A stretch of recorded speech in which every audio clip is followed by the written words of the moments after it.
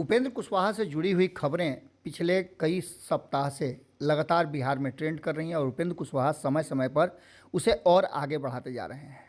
पहला बयान जब सुधाकर सिंह को लेकर के उन्होंने दिया था, उसके बाद से लगातार सुर्खियों में उपेंद्र कुशवाहा रह रहे हैं और कहा यह जा रहा है कि उपेंद्र कुशवाहा भले ही उनका भोज कैंसिल हो गया है, लेकिन उनकी मीटिंग कैंसिल नहीं हुई है। दिल्ली से भागे दौड़े वो आए हैं और दिल्ली से भागे दौड़े आने का मतलब आप समझ ही सकते हैं।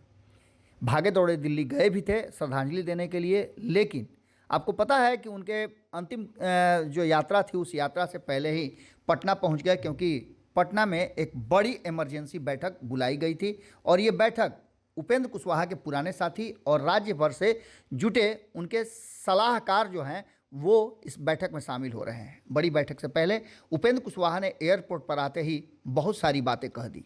उन बातों का मतलब क्या है हम आपको समझाएंगे ज़रूर, लेकिन उससे पहले हम आपको बता दें कि जो मीडिया से बातचीत किया उपेंद्र कुशवाहा ने, उसमें उन्होंने लगभग वो सारी बातें क्लियर कर दी हैं कि अब उनके लिए जेडीयू जो है वो ज़रूरी नहीं रह गई है, क्योंकि जेडीयू अब उनके लायक नहीं रह गई है, पिछड़ रही है जेडीयू और कहीं ना कहीं भारतीय जनता पार्टी को फ़ायदा पहुंचाया जा रहा है। इन सारी बातों के बीच जो हम आपको बता रहे हैं ये तो महज बयान है, लेकिन इसके बाद जो हम खबर लेकर के आएंगे वो खबर बिहार की राजनीति में बड़ी तेज़ी से ट्रेंड करने वाली है। और ये खबर है कि उपेंद्र कुशवाहा ने इमरजेंसी बैठक बुलाई है और इस बैठक में आर पार का फैसला होने वाला है। क्या कुछ निकल करके सामने आता है, सूत्रों के अनुसार अगर कहें तो इस बैठक में अंतिम फैसला ले सकते हैं उपेंद्र कुशवाहा, और इस फैसले के पहले उन्होंने जो बयान दिया है वो हम आपको सुनवाते हैं। कि किसी न किसी रूप में राष्ट्रीय जनता दल का शीर्ष नेतृत्व यह चाहता है कि केंद्र सरकार से उनको कई मामलों में मदद मिले, तो उसके एवज में बीजेपी को फायदा इनके लोग पहुंचा रहे हैं। तो ऐसी आशंकाओं को निराधार जल्दी से जल्दी करना जरूरी है महागठबंधन के लिए, बिहार के लिए। तो इसके लिए तो तुरंत कार्रवाई लोग करें, इसकी जरूरत। गठबंधन धर्म की बात नहीं कर रहे हैं। गठबंधन धर्म का पालन क्या, हमारे नेता नीतीश कुमार को गाली लोग दे रहे हैं, राष्ट्रीय जनता दल के लोग, और पूरी पार्टी मौन है।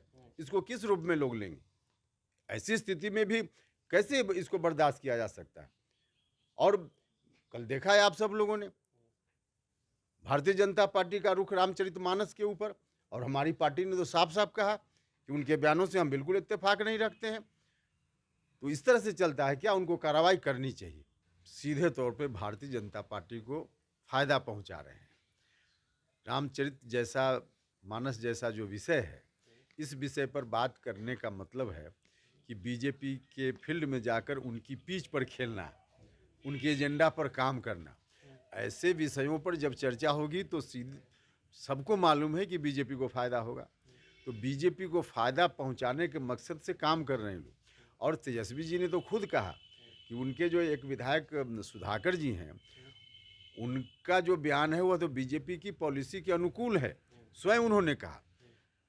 तो जब उनको भी मालूम है और सच भी यही है, तो चाहे सुधाकर जी बोलें या माननीय शिक्षा मंत्री जी बोलें, राष्ट्रीय जनता दल को कार्रवाई करनी चाहिए।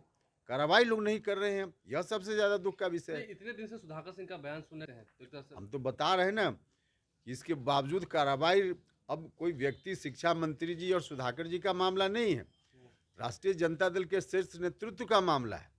सब लोगों को मालूम है कि बीजेपी को फायदा पहुंचाने का काम लोग लगातार कर रहे हैं, यह जानते हुए भी कार्रवाई नहीं कर रहे हैं, चुप है, मौन है। तो यह तो सीधे तौर पे गलत है। तो एक आशंका जो लोगों के मन में चर्चा का विषय रहता है हर जगह कि किसी न किसी रूप में भारतीय जनता पार्टी के दबाव में राष्ट्रीय जनता दल के लोग काम करते हैं, ताकि उनको कुछ और मामलों में केंद्र सरकार से कुछ मदद मिल जाए। तो इस तरह की जो आशंका है, वैसी आशंकाओं को तो और बल मिलेगा ना। तो जितनी जल्दी कार्रवाई हो तो ऐसी आशंकाएं फिर खारिज होंगी। या हम तो कह रहे हैं कि इतना के बावजूद भारतीय जनता पार्टी को मदद पहुंचाने वालों के खिलाफ कार्रवाई नहीं हो रही है, तब तो लोगों के मन में जो आशंका है। अगर ये वीडियो पसंद आई और वह बिहार के राजनीति और बिहारियत से सरोकार रखेनी तो सब्सक्राइब बटन दबा के चैनल के सब्सक्राइब कर ली। ओजे एगो घंटी बा, ओकरा बटन दबा देला से कुल सटीक और मारक खबर रुआ मुफ्त में मिल जाई।